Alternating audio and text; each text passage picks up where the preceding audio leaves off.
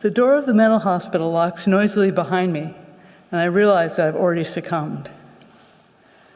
You know that you need to be here. You are ill, and we're here to help you. It's been 5 minutes, and already I'm a mental patient. Up to this point, I've understood my experience as a normal reaction to abnormal events. But that understanding is now shattered with the realization that I am ill, and science is on their side. Reactions become symptoms. Feeling at the end of my rope is suicidal ideation, and forgetting becomes dissociation. All my life I have been running from messages from the outside world that define how I see myself, interpret others, and generally how I operate in the world. Early on, it was all the messages of shame and otherness. It's not your fault, or it is your fault. You made this happen. You are just bad. What's wrong with you anyway? What's your problem? I bet nobody here can relate to those messages. I have learned that others can assign fault.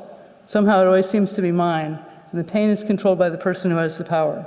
For example, when somebody says, "It doesn't hurt that much," their cumulative messages become truth, and truth becomes my skin, while otherness becomes my identity. Shame becomes an indictment of who I am as opposed to a reaction to anything I've ever done. Rather than feeling ashamed, I become shameful. My body is bad. I am bad. It's like a megaphone in my ear, and I can't remove it. It is a story without context and is all-encompassing. The otherness of always feeling like everyone else knows how to do things, how to act, what to say. But I feel different, always watching others to just see how normal people act. I am a teenager, and shame is starting to leak out. Up until now, I've squeaked by rather unnoticed, but adolescents are compelled to act on their feelings. I'm convinced that I can fly, and believe me, I keep trying. Night after night, I don't sleep. I start to see things that others don't, and I begin to shake and stutter. My communication becomes more and more obtuse until my mother finds me one snowy day walking barefoot around in circles, muttering to myself. I don't know I am here, but I do know that I'm supposed to be. My mother is afraid and doesn't know whether to be mad or ignore me, but finally reacts and does the inconceivable. She calls a psychiatrist who tells her that I am not safe, and the next thing that I know, I am being dropped off at the local psychiatric hospital. My mother drives away, worried that maybe she's been seen with her child here. No one in our family has ever even seen a psychiatrist. People should learn to pull themselves up by the bootstraps and get on with their lives. Anybody here ever get that message?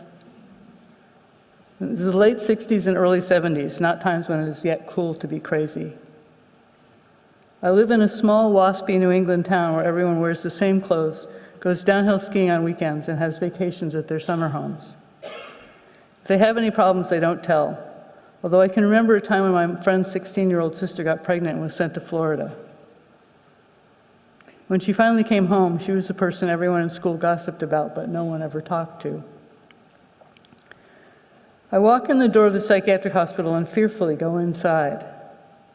The walls are made of ugly cement painted light green, and I don't know what I'm supposed to do. I meet with a psychiatrist who says they're going to watch me for a while. I get a room with a little window that nurses periodically peek into. The doctor tells me I have something called schizophrenia, and I have a feeling that I'm going to be here for the long haul. I quickly learn the doctor's story. All that I have been experiencing is part of the illness. These kinds of things will probably keep happening, but with medication and occasional hospitalization, it can all be managed. I am told that after I leave here, there will be a group home I will go to where there are others just like me.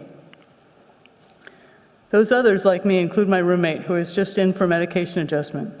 After our door closes, she shows me the stash of drugs she keeps in case she needs them, and she shows me how to cheek medication.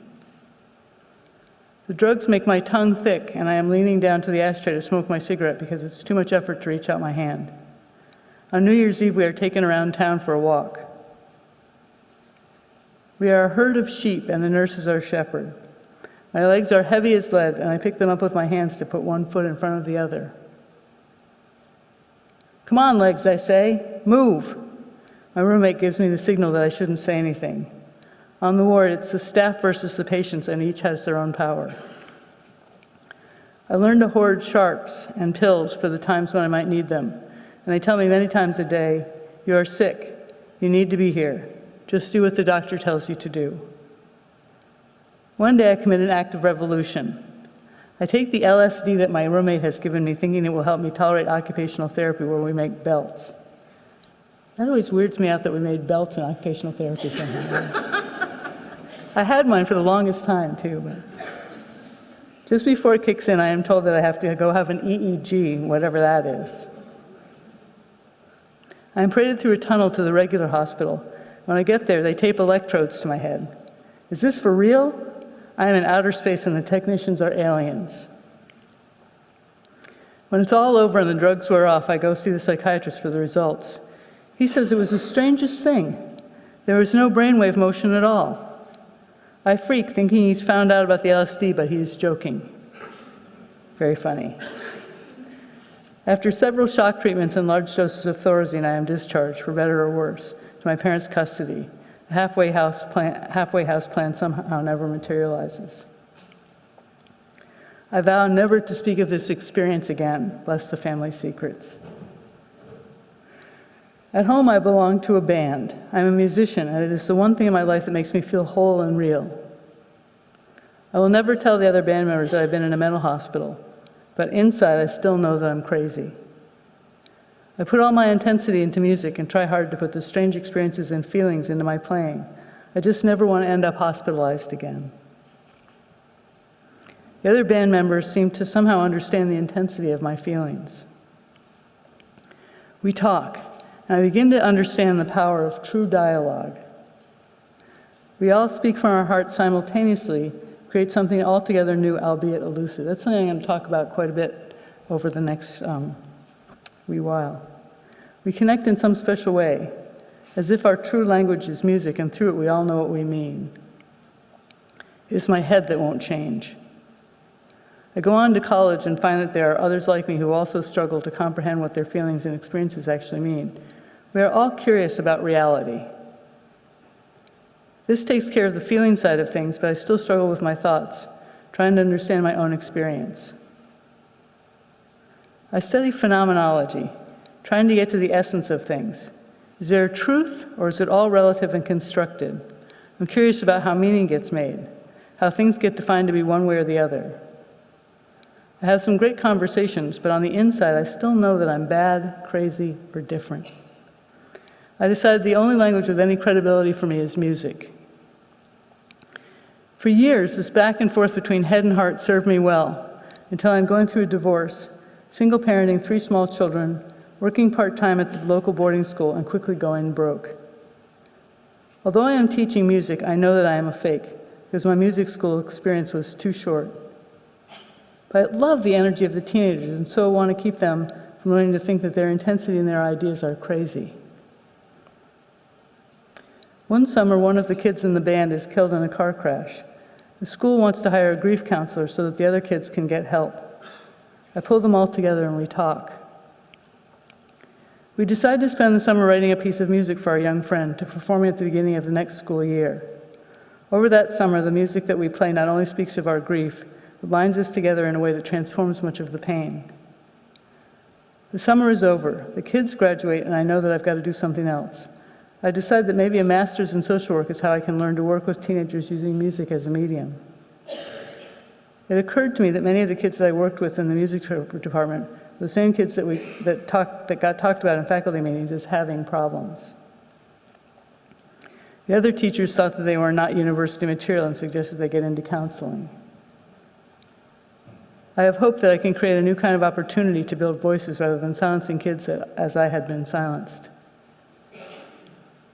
Study is very hard. I like the headiness of it, but the walls that for so long contained the messages of shame in me begin to leak once again. Desperately trying to keep studying, I vow that I will never be hospitalized again. But I am doing things that scare people. I can't slow down, I can't sleep. I feel like I'm studying while I'm also running with a ball and chain. There is one person who keeps saying, "It doesn't have to be like this," but I am totally out of control. There are no options but hospitalization, and now I am terrified. I will not see myself as ill. I am a scholar, a musician. But then the door locks, and I am there again. This time there are yellow concrete walls, and they search my bag for anything dangerous, including paper clips. I never did understand how paper clips could be dangerous, but that's okay. And I find that I'm tired. Maybe they're right. Maybe I am just crazy. In some ways, the diagnosis is a relief.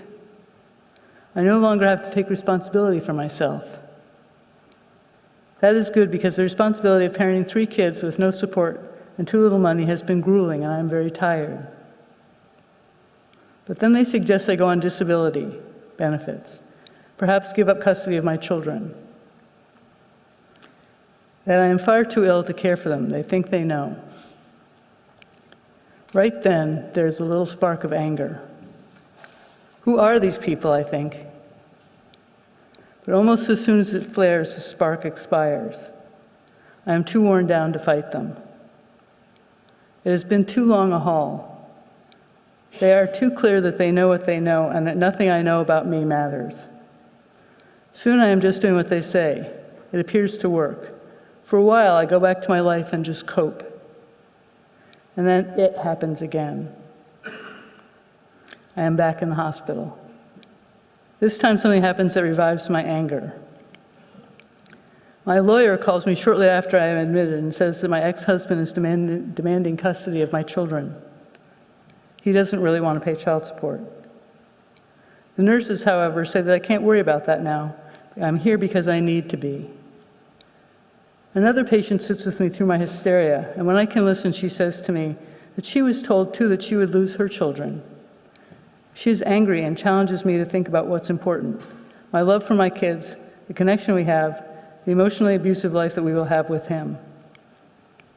This is the beginning of dissonance. Not a lot, but a little. But still it's something. Something she is saying makes sense to me, even though, like me, she is a patient. Something they are saying does not, even though they are doctors and experts. And the distance between what they are saying and what she is saying is the beginning of my seeing things quite differently. Time passes. In between hospitalizations, I'm in and out of my masterate. I go through this for several more years until I realize that most of my conversations are about mental illness, and my friends are all mental patients. We believe that we are sick, and all we can really do is commiserate. I learned to live the life of a mental patient. There comes a time when I'm interning for school at a domestic violence program. A woman comes to see me. She has been told that she is a courageous survivor by other workers, but she probably should get into counseling. She gets sent to a community mental health program. The next day, she comes to see me and says that she has a serious mental illness. She no longer sees herself as a survivor, but as sick. What happened here? Why the sudden shift in explanation? Yesterday, we were talking about what happened to her. We both knew the problem was abuse in the world. Today, she is talking about what's wrong with her. This troubles me. Over the next months, as we talk, I gradually get up the courage to bring it up to her. How did she go from talking about what had happened to her to talking about what is wrong with her? Together we ponder this question. Our shared stories spark a modicum of self-reflection. We talk about what our lives have looked like since we were diagnosed, and slowly we start to make some decisions about whether we want to stay there or not. We both acknowledge some comfort, feelings of safety, perhaps relief, from the fact of our diagnoses. Yet somehow our experiences begin to mean something different to us. Increasingly, we begin to challenge the idea that something is wrong with us and consider instead that perhaps the events that happen to us are the things that are wrong. Sadly, however, almost nowhere else in the world is this message reinforced. We are 2 small women on a large and indifferent planet. We are not yet strong enough to stand on the strength of our fledgling convictions. I continue my bouts of going in and out of mental hospitals. Fortuitously, however, insight and understanding can be found in unexpected places. One is, believe it or not, a psychiatric nurse in one of the hospitals I am frequenting. It is Thanksgiving time, and once again I am told that I am losing custody of my children. I go to the locked door and demand to be let out. When everyone ignores me, I start pounding on the door. The nurse, whom I know quite well at this point, comes over and says to me, "Shery, you know you have a choice. You can decide whether you want to be a mental patient for the rest of your life or a social worker. Maybe you can decide in the next 10 minutes. I am taken aback by this dressing down. I hadn't actually known that I had the choice. This time I make it. I get out, continue on. I don't lose my kids. I continue to discover that there are other ways to understand what happens to me than through the lens of illness. I am very lucky. I make a few more friends who help to reinforce this message. As time goes on, I work with women trauma survivors using music as a communicator. We think that instead of therapy, we are doing social action or social change. We decide to record some of our pieces. One day, something strange and wonderful occurs to us. We wonder why we hadn't noticed it before. But we do now, and we all get it. We notice the power of our music. And through this, we notice our own power. We realize what we can achieve and what we can say through it. We realize that the music we make, the poignancy, the meaning, the rhymes and melodies that cut to the core of things, expresses something entirely different from our view of ourselves as mental patients. The dissonance is mind-blowing. It is at that point that I know something. I know that it is about me. I know that it is important, and I know that I know it. I know that I now have a choice. I know that I have a choice to see myself as a mental patient and continue to live in that role. And I know that I have a choice to own and live in my own power of myself that my music the music I make is pointing me to. The vastness of the chasm between these two stories about myself is unavoidable. And I know I cannot escape my responsibility to choose. And I know what I will decide.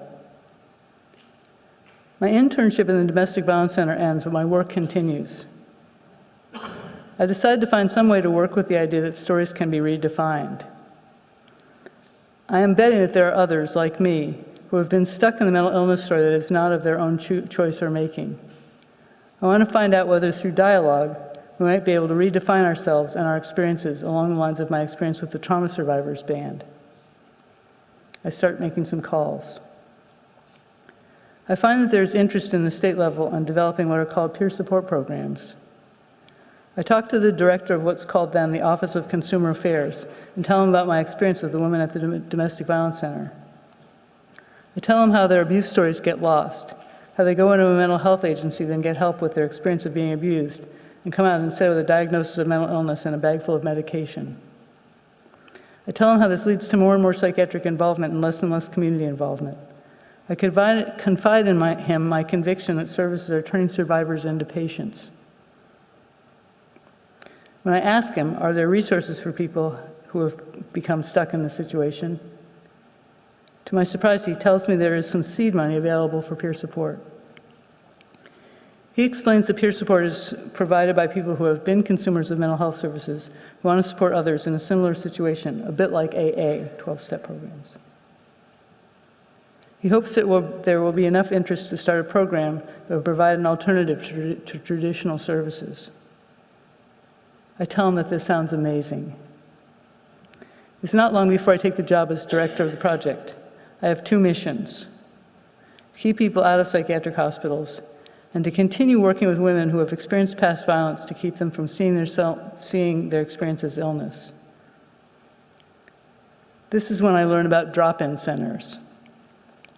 I learned these are places where people who have learned to describe themselves or are described by others as seriously mentally ill spend their days under the supervision of staff. The program consists of a basement room with a pool table and a coffee pot. Thought of as an innovative way to help people with mental illness to have some meaningful interaction back in the communities, these centers don't seem much better to me than the institutions that people have been released from. I go and have dinner with the members and try to find out if they are interested in developing a new program. It takes a while to wade through the medication haze, clouding out most semblance of their motivation. Nevertheless, there are a few people who say they would like to help. I feel really good about this. Hopeful. We might really go somewhere. This could lead to real change. Then I ask the group what they envision, and I get my next eye-opener. I'm expecting them to say, we want to work together for better housing, education, jobs, respect, an end to discrimination, to stop being treated like children. Instead, I get responses like, I want you to take us to the beach. I want you to cook for us. I want. I am taken aback. How do we get like this? Again, my mind returns to our stories. First to my story, then to the story that my logic and my intuition working together imagine them to have based on my story. How does this dependency make sense? Where did it come from? Where do we go from here? Because having raised 3 kids, I'll be damned if I'm going to cart around grown adults off to the beach. It takes me some time, a lot of self-reflection. Eventually, I realize that we have learned to be this way. It is part of our role as a good mental patient. We are incapable and therefore receive help. They are the capable and therefore give help. This is the implicit social contract of the one-way service relationships that frees us in a never-ending incompetent role. We're never allowed to give help, only to be the ones that get help. It is then that we finally begin to talk about ourselves. Not the people who we are now, the incompetent and incapable ones with medication haze, and the gimme parrots squawking from the perch on our shoulders. But ourselves, the people we were before the doctors, the hospitals, the labels, the diagnoses and medications that de-invented us. The people with dreams and families and talents and relationships that meant something important on both sides. I tell them that once I was the lead guitar player in a rock and roll band. They laugh, but it seems to spark a different conversation nonetheless. I find out all kinds of things about them. One person has studied geology and knows a lot about rock formations. One person has been in the military and traveled all over the world. One woman used to be an emergency nurse. We begin to recover the parts of ourselves that we had learned to forget, that we were taught to forget, were socialized out of in learning to play our reassigned role as incompetent, incapable, and incurable mental patients. We start building a new program very slowly. Since it is Thanksgiving time and I am not in the hospital for the first time in several years, we decided to put on a potluck Thanksgiving dinner. It's a bit of a fiasco because most of us have never cooked anything other than in a microwave. We have been conditioned to think about ourselves as unsafe and therefore in need of constant monitoring. But after a while, everyone puts their best foot forward and says they will bring or do something. We end up having 1 big turkey, my salad, and 13 boxes of microwavable stovetop stuffing. But this is the most fun any of us have had in a long time. There's lots of conversation that isn't about our symptoms, and there are lots of newfound energy, quite a change from the old Thorazine shuffle. We begin to realize we aren't as sick as we thought. In fact, we begin to realize much of what we understood as symptoms are simply reactions to things that make us uncomfortable. It is at this point that we start to have a very different conversation. Questions become less cautious, more daring, even seemingly outrageous. What if we can move on with our lives, do something other than be mental patients, start our own support network, replace the whole hospital system? That's when they told me I was grandiose. We start reading the word recovery and some of the other peer support literature and get curious. Then excited, then inspired. Soon we begin to tell our case managers and our doctors we want real friends rather than paid friends, choices rather than decisions made for us, and most importantly, a sense of hope. It's not long before we turn to each other rather than calling emergency services when we're feeling really frightened or really down. It's much nicer being listened to by a friend rather than asked about our safety. As our confidence builds, we even decide to start our own alternative to psychiatric hospitalization. Quite a shift in the status quo, patients running the asylum. In our crisis alternative program, people can come in when they're worried they might get hospitalized. And instead of assessing each other, we simply talk. Unafraid that we'll be hospitalized, we're feared to talk about things like suicidal feelings and find that most of us have felt that way at one time or another. A young man comes to us and says he wants to use our respite bed, crisis respite bed. He's hearing voices and is afraid. Prior to this, he has had many long hospitalizations, lost jobs, and been heavily medicated. He feels disconnected from everyone and everything. He just wants to make some sense out of his experiences, he says. And so he comes and just talks. For 4 days, he is up talking to people, explaining what he's going through, getting each person's take on it, comparing experiences, and then he sleeps. Instead of 3 months of being forced to take medications that make him forget, he's had a week of conversations that allow him to feel more fully alive and aware. He's made friends with people he can call on down the track, and he decides to write about his experience for a postgraduate program in eco-psychology. No one in the medical field believes us. We must be wrong. There is no way to achieve this result with someone who is truly psychotic. We ignore them. Continue on. We know the power of our work together, have seen and experienced it in our own lives. We face down problem after problem, turn our lived experience into solutions, engage in honest dialogue about what works and what doesn't. We start new groups, try new approaches as old stories are re-examined and new stories are tried out. Our members with experience of trauma tell us that their talk therapy groups don't work for them. They tell us they end up feeling worse when they leave than when they went in, with the added insult of having to pay for the privilege. They think the problem is the horrific stories they are forced to recount, one survivor after another, the purported therapeutic process of dealing with the abuse. We start a new group. It involves music. We use music as a way of communicating. And instead of telling our horror stories, we're finding our voices through music, putting them together and feeling the energy and power that we can create together. And so what is it that's happening that has contributed to so much change in the culture of people who have historically been marginalized, voiceless, and contained? And I realize that it's quite simple. We're interacting differently. We no longer talk about each other in ways that define us by our problems or deficits. Instead, we are communicating through our strengths and possibilities. As we continue to play with new assumptions and beliefs, we are writing ourselves a new reality. We are creating community, and we are challenging the secrecy of what has conversationally that's led to new behavior. This isn't rocket science, but it's certainly different from what we've been told to expect, which happily, as we are learning to get new results through challenging old assumptions, is both the process and the product of our efforts. And so I wonder what your stories are. When did you learn to define yourself or others as a mental patient? When and with whom did you tell a different story? It is an important discussion. And what are some of the things that get in the way of doing something differently? How will you know? What are the things telling you that you're going in possibly the wrong direction? The first thing you may notice is that you're dying to help. Now, help is not necessarily a bad thing at all, but when we are out for your own satisfaction, help can turn into control. Remember the times when you've heard people say things like, "I'm only doing this for your own good," etc. Is that necessarily true, or did they do it so they wouldn't have to feel so uncomfortable watching while you did things your own way, however painful that might have been? Help can become a double-edged sword if it's used to be coercive, controlling, is fear-based, or is just done to make the helper feel better about having done something.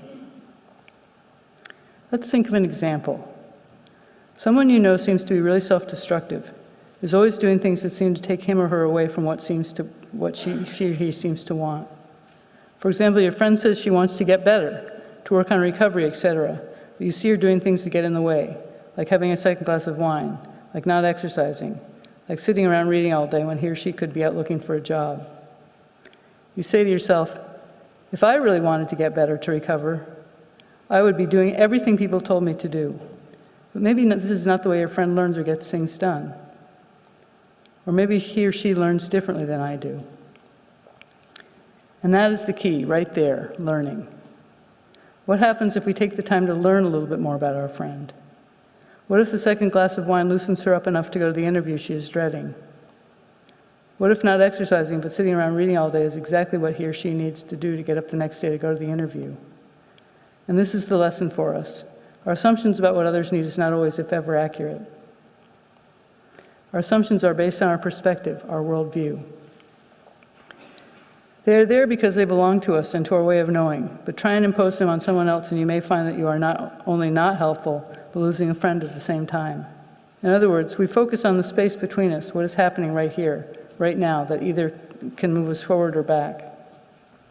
Let's take another example. I come to help you and all my attention is on you and what's wrong, that I'm not going to necessarily factor myself and my actions into the equation. But what happens if we're not communicating well? What happens when I do something that makes you mad, or I simply take it as a sign of your further incapacity? But if I pay attention to our relationship and to our communication, I can see that something I'm doing really makes you mad, then I can apologize, stop doing it, or try and figure out what it's about with you. The very direction I had wanted to go without you. In other words, when I was paying attention to you and your changes, nothing I did factored into it. When I put myself into it, I realized that your and my interaction was just that, an interaction that might go anywhere. When I pay attention to what's going on between us, it opens up a line of communication that supports honesty, safety, and integrity, and ultimately changes. There is no predictability, rather just a seeming randomness. This randomness, this unpredictability, is exactly what we were striving for in peer support, not the linear outcomes we've been thinking of as success. Finally, the third thing, and perhaps the hardest to remember, is not to react out of fear, but to try new ways of relating based on hope and possibility. Now, this is easier said than done. When we're afraid, we often just want things to go back to the way they were before, to settle down, to become more stable. And yet stability may not be the goal here. Think of a time when things seemed really out of control for you, yet you had a sense of what you needed and wanted, even if others around you said things like they knew better. Chances are things happened that were out of your control, perhaps even slowing your process. This may have led you into dependence on someone else's experience of the problem. In other words, you may have become more reliant on someone else's interpretation of your experience. This happens simply when someone says to you, "That doesn't hurt, don't cry over spilt milk," etc. And you wonder why you're making a big deal out of something that others don't think it is. Or the opposite, when what you're doing doesn't affect you at all and someone else is scared that you're going to get hurt.